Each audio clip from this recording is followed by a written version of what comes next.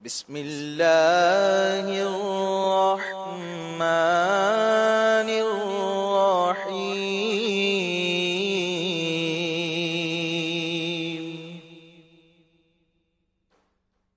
لإيلاف قريش إيلافهم رحلة الشتاء والصيف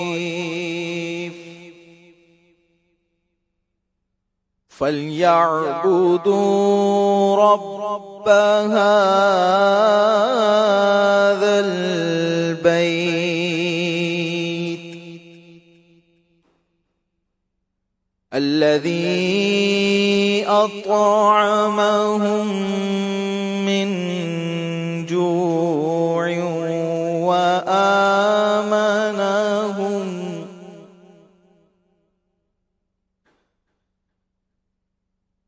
وآمنهم